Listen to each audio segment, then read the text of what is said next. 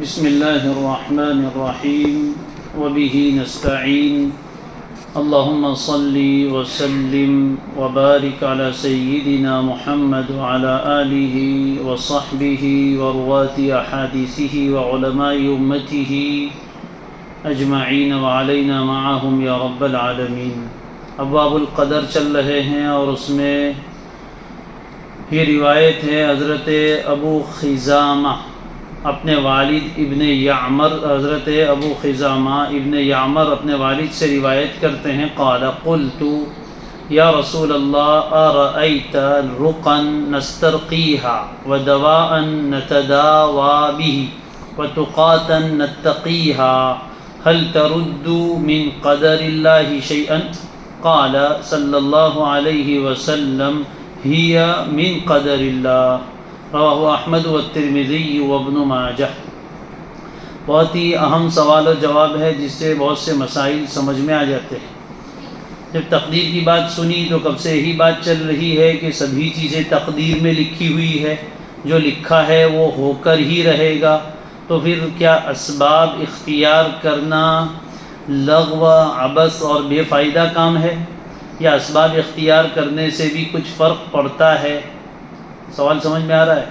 کوئی آدمی مثال کے طور پر بیمار ہو گیا، اب شفا اس کو چاہیے، تو اگر تقدیر میں شفا و صحت لکھی ہے تو مل کر رہے گی، تو کیا اب دوا استعمال کرنے نہ کرنے سے کچھ فرق پڑے گا یا نہیں پڑے گا؟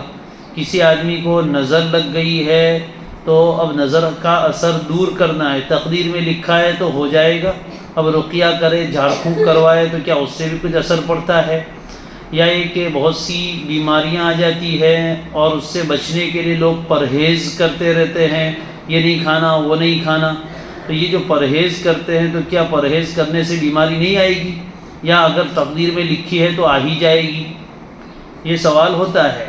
تو ایک صحابی نے عرض کیا حضرت ابن یعمر نے رضی اللہ عنہ، قلت یا رسول اللہ ارأیت ای اخبرنی، سبب بول کر مسبب مراد لیا گیا ہے، فرمایا عرض کیا اے اللہ کے رسول آپ بتائیے نا، رقن یہ مبتدا ہے، رقن نسترقیہا، رقن یہ رقیتن کی جمع ہے، رقا یرقی رقیتن جھاڑ پھونک کرنا، دم درود کرنا، اپنے آپ ہی کچھ پڑھ کے دم کرتے رہتے ہیں، رقیہ ہوتا ہے۔ آج کل تو رقیہ بہت چلتا ہے، لوگ سنتے بھی رہتے ہیں، کچھ قرآنی آیات ہوتی ہیں یا یہ کہ کچھ دعائیں ہوتی ہیں، اس کو پڑھ کر دم کیا جاتا ہے اور اس سے اثر ہوتا ہے، شفایاب بھی ہو جاتے ہیں۔ رقن آپ بتائیے، وہ رقیہ، وہ جھاڑ پھونک، نسترقیہا جو ہم کرواتے ہیں، استرقا استرقی باب استفعال سے ہے، طلب الرقیہ، کسی سے ہم درخواست کرتے ہیں بھائی ذرا مجھے دم کر دو نا، مجھے پھونک مار دو نا، تو رقن نسترقیہا وہ رقیہ، وہ جھاڑ پھونک جو ہم کسی سے کرواتے ہیں، ودواء نتداوی بہ، اور وہ دوا، وہ علاج و معالجہ جو ہم کرواتے ہیں، تداوا یتداوا تداویاً علاج معالجہ کرنا، وہ دوا جس سے ہم علاج و معالجہ کرواتے ہیں، وتقاتن، تقاتن اصل میں وقاتن تھا، وقایا بچاؤ، پرہیز، شرح وقایا پڑھ کے آئے، وتقاتن یہ مصدر ہے، اس کے معنی کیا ہے؟ پرہیز، زا سے، نتقیہا جو ہم اختیار کرتے ہیں، یعنی بہت سا پرہیز کرتے ہیں، ایسا نہیں کھاتے ویسا نہیں کھاتے ہیں، تو یہ جو پرہیز ہم اختیار کرتے ہیں، حل ترد من قدر اللہ شیئا، کیا یہ چیزیں یعنی یہ رقیہ، یہ دوا اور یہ پرہیز اللہ کی تقدیر میں سے کسی چیز کو رد کر سکتی ہے، اللہ کی تقدیر میں سے کسی چیز کو لوٹا سکتی ہے؟ یعنی اگر رقیہ کروائے تو ہی نظر دور ہوگی، یا ایک کہ اگر اللہ نے نظر کا دور ہونا لکھا ہے تو بغیر رقیہ کے بھی دور ہو جائے گی؟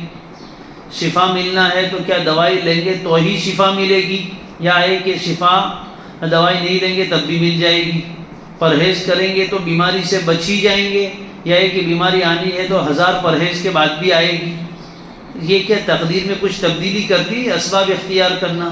کتنا پیارا اور آسان جواب آپ نے فرمایا، ہیا من قدر اللہ، یہ چیزیں، ہی کی ضمیر کا مرجع رقن دوان تقاتل، یہ رقیہ، یہ دوا اور یہ پرہیز، یہ سب بھی اللہ کی تقدیر میں سے ہے، یعنی تقدیر مفصل ہے، وہاں معلولات بھی لکھی ہیں اور علت بھی لکھی ہے۔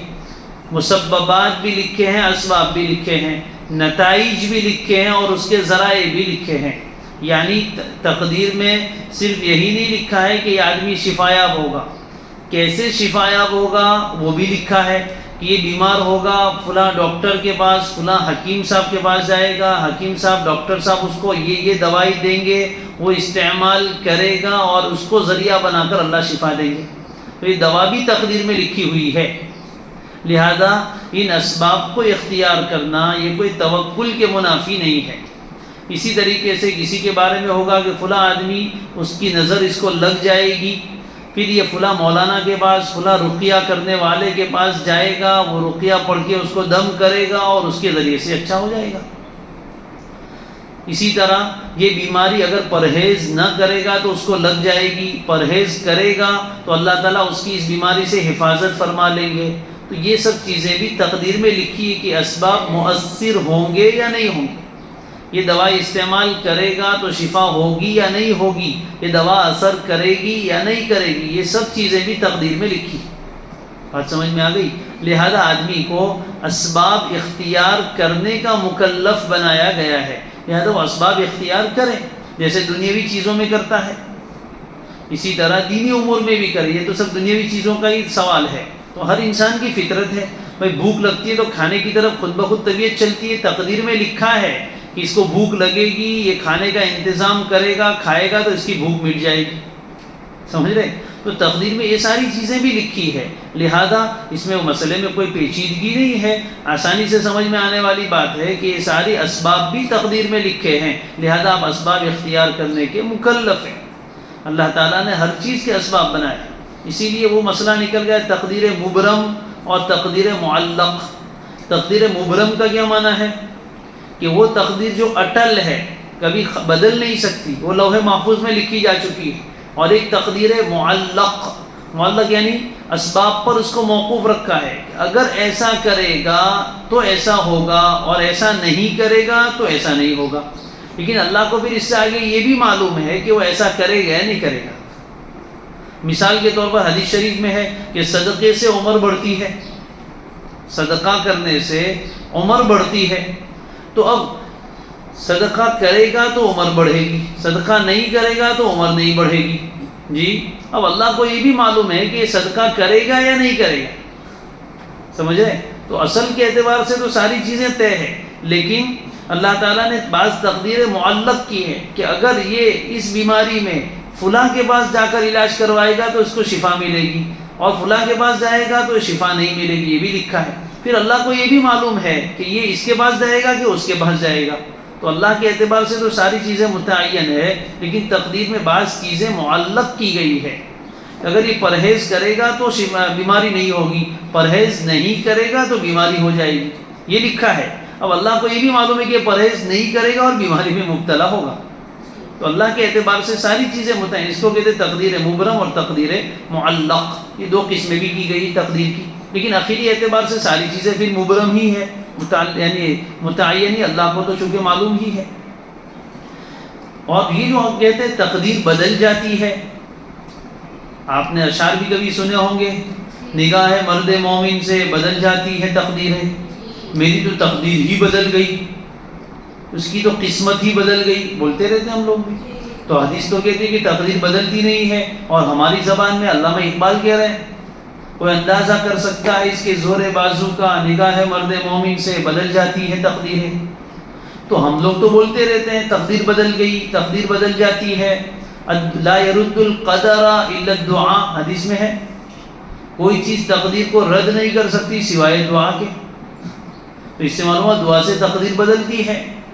جی تو اس کا جواب بھی اس میں آپ کو ایک تو یہ مل گیا، دو جواب ہے اس کے، ایک ہے کہ دعا سے تقدیر بدلنے کا مطلب کیا ہے، تقدیر میں ایسا ہی لکھا تھا کہ اس کے اوپر یہ مصیبت آئے گی، اگر دعا کرے گا تو مصیبت دور ہو جائے گی، دعا نہیں کرے گا تو مصیبت دور نہیں ہوگی۔ اب اس نے دعا کی اس لیے مصیبت بدل گئی، کس سے؟ نعمت سے، ہم کہتے ہیں تقدیر بدل گئی، لیکن تقدیر بدلنے کا مطلب کیا ہے، وہاں تو وہی لکھا ہے، لیکن اللہ نے یہی لکھا تھا کہ یہ دعا کرے گا تو تقدیر بدلے گی۔ اب اس نے دعا کی تو تقدیر بدل گئی. اللہ کو پہلے سے معلوم تھا کہ یہ دعا کرے گا اور اس کی مصیبت دور ہو جائے گی. سمجھ رہے؟ تو تقدیر میں یہی اسی طرح لکھا ہے، تقدیر میں اسی طرح لکھا ہے یہ فلاں بزرگ سے ملاقات کرے گا، وہ اس کے لیے دعا کریں گے اور اس کی زندگی کا رخ بدل جائے گا، ایسا تقدیر میں لکھا تھا. تو اب پہلے وہ زندگی جیسی گزار رہا تھا، اس کی بزرگ سے ملاقات ہوئی، اللہ کے نیک بندے نے اس پر نظر ڈالی، اس کے لیے دعا کی اور اللہ نے اس کے اوپر فضل فرمایا اور اس کی زندگی کا رخ بدل گیا. تو تقدیر میں ایسا ہی لکھا تھا. اس کو کہتے تقدیر بدل گئی. لکھا ہوا نہیں بدلا، وہاں تو لکھا ہوا ہے ہی. اور جو بدلنے کا مفہوم ہے وہ ہمارے اعتبار سے بدل گئی. یاد رکھو، مثال کے طور پر ایک آدمی بہت غریبی کی زندگی گزار رہا ہے اور بظاہر اس کے مالدار ہونے کے کوئی اسباب بھی نہیں ہے. بظاہر ہمارے اعتبار سے اس کے مالدار ہونے کے کوئی اسباب نہیں ہے. تو اس کی زندگی کی گاڑی ایک پٹری پر چل رہی ہے، ایک ڈگر پر چل رہی ہے. اس کے بارے میں ہمارا گمان کیا ہے کہ وہ تو بیچارہ زندگی بھر مرتے دم تک غریب ہی رہے گا. ہم یہی سمجھتے ہیں نا، اس کی تقدیر میں غربت ہے. لیکن اچانک کوئی چمتکار ہو گیا. چمتکار یہ ہوا کہ اس نے کسی بزرگ کی خدمت کر دی اور اس اللہ کے بندے نے اس کے لیے دعا کر دی.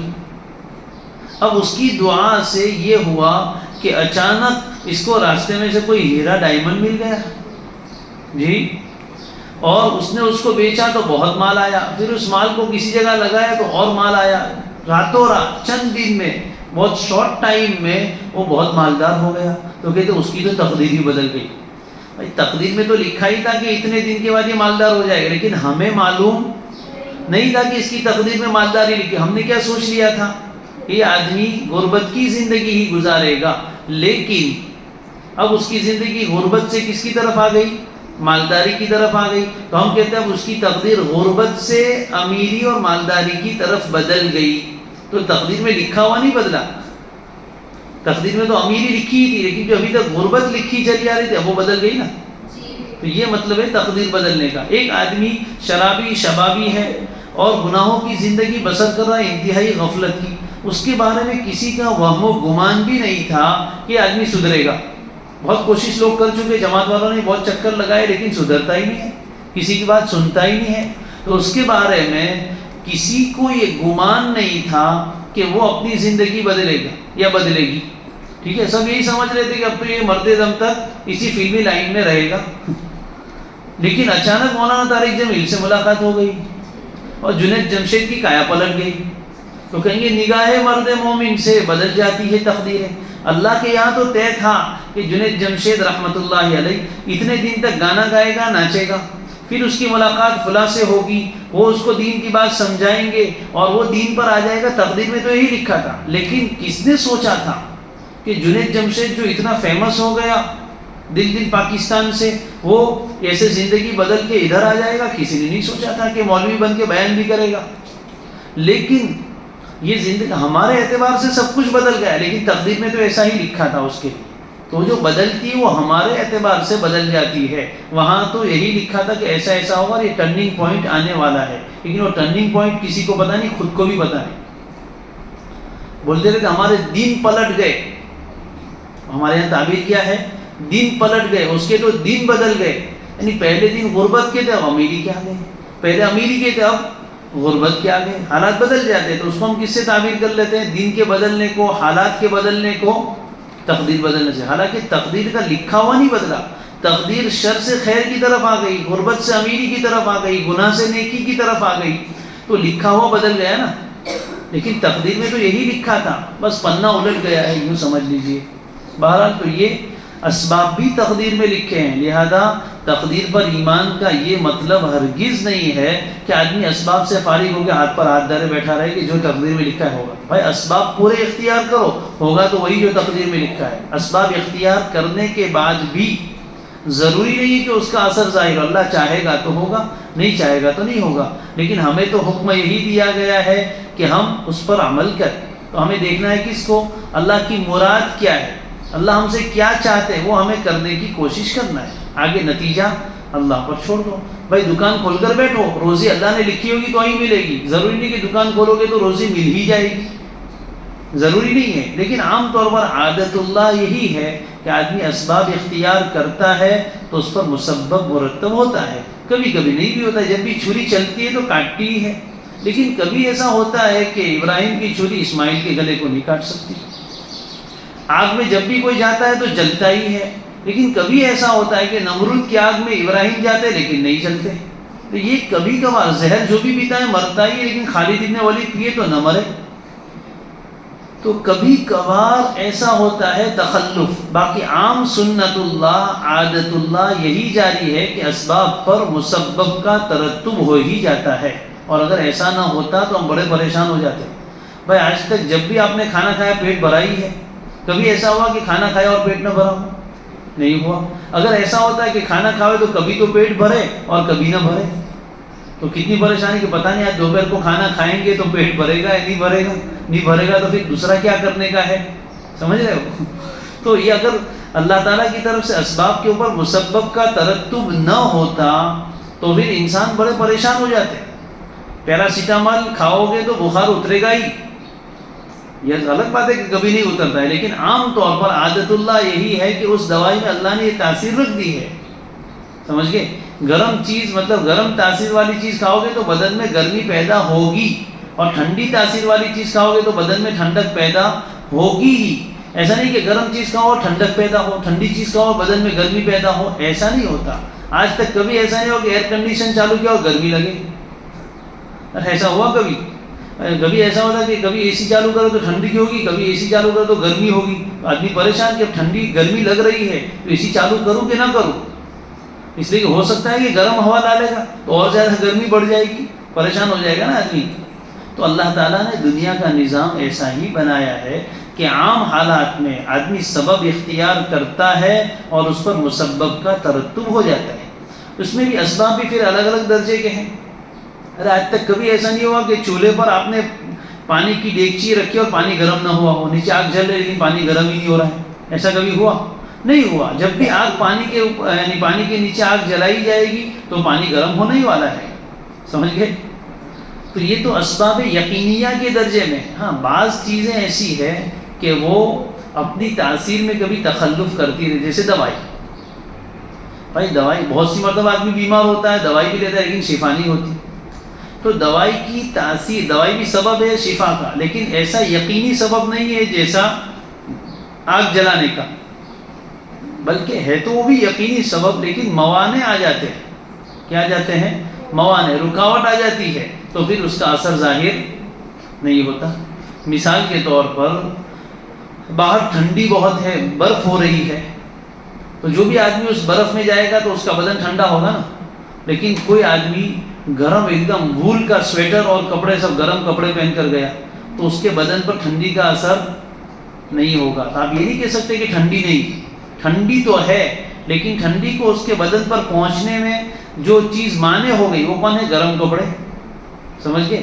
تو اسی طرح دوائی بھی جب پیٹ میں جائے گی تو اللہ تعالیٰ کی سنت یہی ہے کہ وہ اپنا اثر دکھائے گی اور شفا ہوگی، لیکن کبھی اس دوا کے اثر کو پیدا ہونے سے کوئی روکنے والی چیزیں پائی جاتی ہیں، موانع اندر ہوتے ہیں، وہ دوائی کو اثر نہیں کرنے دیتے یا اس کا اثر کمزور کر دیتے ہیں، اس لیے اس کا اثر نہیں ہوتا.